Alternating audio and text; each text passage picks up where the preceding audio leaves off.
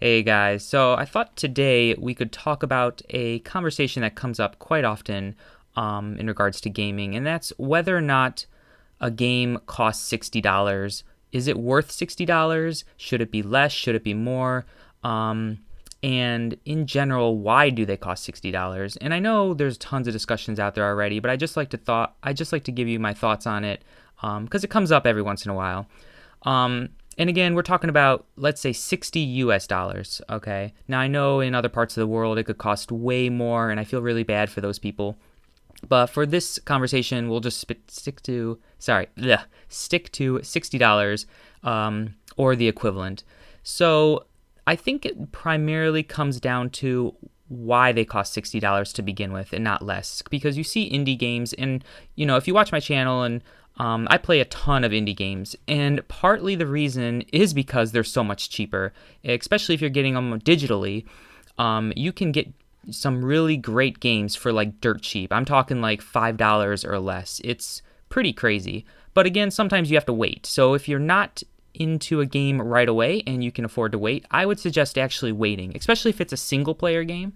My advice really is for people who want a budget is we're getting off topic, but who cares? I would suggest if it's a single player game and you can afford to wait, like if you've got other games in your library or something to play instead, I would suggest just waiting. Yeah, the game may be super awesome, or you could be anxious to play it. Like, I just recently got Dead Cells, and I'll probably put gameplay up here for why this video is going anyway, but I just recently purchased Dead Cells a little bit ago because it was finally like on a low enough price that I was really tempted to get it, and I knew I would like the game anyway. It's just I have such a huge library, I'm not in a hurry. So I bought it for much cheaper than when it came out, and yeah, the game's freaking amazing. But do I feel bad that I didn't buy it right away? No. I mean, I'm glad I waited. Do I feel like a cheap person? Not really. I just personally think that, like with my budget and stuff, I can afford to wait on games. But anyway, so the reason I think AAA games, for the majority, cost $60, sometimes less, sometimes more, but is because their budget is so much higher. I think that's the primary reason. A lot of them, again, are going like always connected or always online. These like online services that they're all trying to shove down people's throats. And that's where the costs come in. They have to keep paying developers over time. They have to have like the best graphics, the best sound, the best quality of everything. Their marketing budgets are absurdly high. Everything, they're competing against like, other games in their own, studios sometimes and stuff, or from their own publishers, I mean. So the reason why I think they're so bloated at 60 is for that reason alone, is just because their costs are so high and they think they can still get away with it. And I do remember back in the olden days, with like Super Nintendo and Sega Genesis, and even probably earlier, some of those games cost $60 back then too, which I thought was also really high. Thank God I was playing a lot of Game Boy games and they only cost like 40 or 30 or something. But anyway, so why do they cost 60? It's because their budgets are generally so much higher compared to like an indie game. And that's why indie games sell them for a lot less. Now, do I think you'll sell more copies? Well, yeah. Again, that comes down to reviews and like whether or not, there's an audience for the game. Like if you make a very niche title about like, anime dogs and they're like 2D and it's like a chess game or something, it's probably not going to sell too well as far as like a first person or third person action game or something like that. I'm just saying. So you have to kind of know your market. Now, a lot of people talk about why don't more indie games make more money because they're cheaper? And again, that has to do with like the costs. It has to do with the content, and whether or not you have a market for it, like I said. So sometimes it's worth waiting, sometimes it's worth buying right away. Now, when do I think a game you should buy right away? Well, a lot of people stick to certain series, like you have that fan's favorite, like people who buy Call of Duty every year or buy a sports game every year, or it's an online only game. Like I remember when Overwatch came out, and luckily they had a brief beta, like an open beta for the game too, that I was able to participate in. And I was like, oh, well, this game's actually pretty good. It's an online only game. If I buy it now, then I'll be getting in on the ground floor. So like my level and experience and whatnot will be established. And since the game's getting free content updates throughout the years anyway, that I'll be able to continually enjoy the game. So yes, I did play it first. I bought it right away.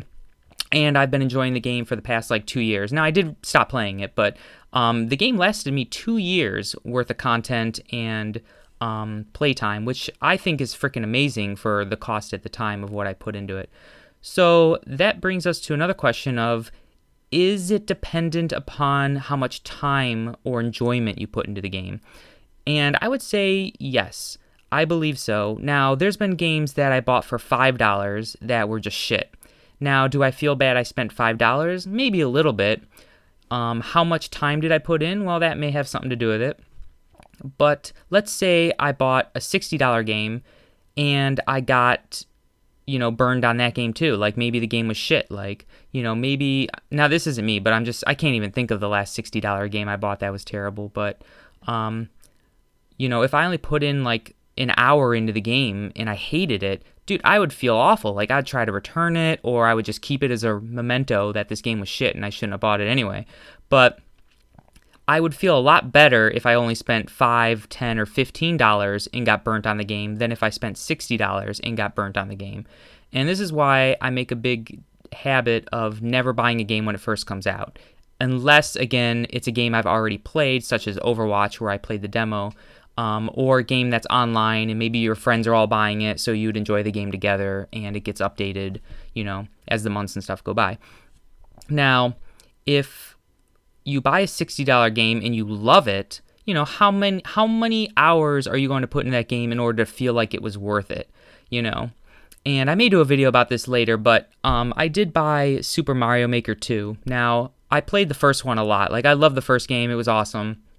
Now, the second game was also $60. I actually bought, I think it was the $70 version, because you got Nintendo's online service with it at a discount. And I think you save like $10 throughout the year if you buy it. And I knew the game would require an online service subscription in order to pretty much make up the whole game. I mean, I'll talk about this later in a different segment, but I didn't really put that many hours into it, and before I stopped playing. Like, I played through the single player, which probably took, 5 hours, 6 hours, something like that, and I didn't even make any courses. I played a ton of other people's courses, which was like another 3 hours or something. So really, that was like 8 hours for a $60 game with some extra stuff. I mean, I don't know. Do I feel like it was worth it? Not really. But again, then there's people who buy Skyrim when it's like on sale for $20, and then they easily put in like over 100 hours, 200 hours, and like, holy crap, like you definitely got your money's worth on that game. So a lot of it has to do with, I guess, how much time you're putting into it, like how much enjoyment you get out of the game. Because again, if I buy a $60 game and I only got an hour's worth of enjoyment from it, that'd feel pretty terrible. But if I bought a $10 or $15 game and I'm spending hundreds of hours on it, like, it would be the best deal in the world to me. And I'm sure it would be like that for other people too. Now, do I feel like games should be cheaper?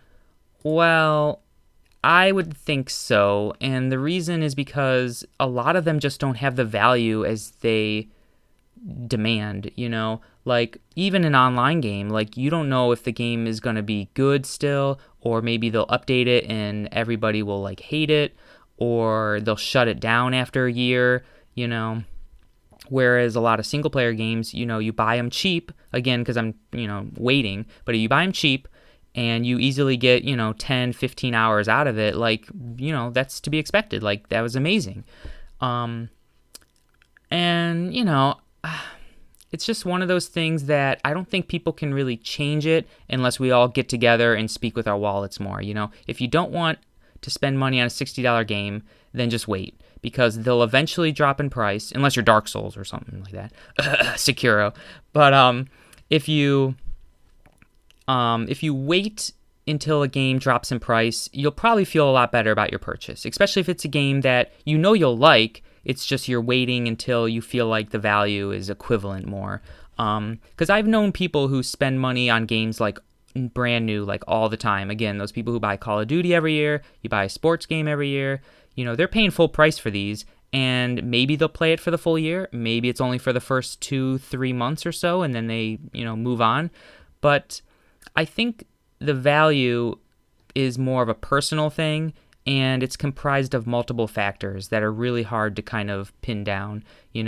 So I would say if you get the best enjoyment, if you get a lot of enjoyment out of the game, not necessarily hours, because again, you could play a game that's only like an hour long, but it could be the best hour long experience you've ever had versus a game that, you spend 10, 20 hours in and it's boring and it's grindy and it's terrible and it just feels like a chore. Like, which would you prefer if they were the same price? So, all in all, I'd like to hear your thoughts. As far as my methods, if you really are curious about what I kind of do, I do have a list of games that I'm still waiting to buy, actually. And these are games that, I'm just waiting for the prices on to drop or, because some of these games, I swear, they just never drop in price. Like, it's crazy. And yeah, if a game just comes out, you're going to be waiting a while. Like if it's a Nintendo game, oh my God, like I get Nintendo games have a reputation or, they like to maintain their prices, but dear God, Nintendo, like put some games on the Nintendo Selects or something. Like, geez, I've been waiting like forever for Yoshi's Crafted World, I think it is, to drop in price. And yeah, I know it's not going to, and I know I'm going to like the game anyway, but do I really want to pay $60 for like a 10-hour game? I mean, maybe. I just bought Super Mario Maker 2 the other day, and I think I had even less time playing that. Do I feel bad I bought it? A little bit. If the game was $30, I don't think anybody would complain. I know I wouldn't complain. Another one is the games like Dark Souls and like Sekiro. I've been waiting for that to drop in price too, and I never see it go on sale. It's always $60, and I swear that game came out like over a year ago, it feels like. Maybe not, but But anyway, just thought I'd ramble a little bit, tell you my thoughts on this whole are games worth $60. Definitely, I want to hear your comments below whether you think a game is still worth $60 or what is the best reason for a game to be worth it to you. Like, is it time? Is it enjoyment? Is it, the price? Like, let me know in the thoughts. Let me know your thoughts below in the comments. And God, I just can't talk today. I'll see you guys all later. Damn it, Shorty!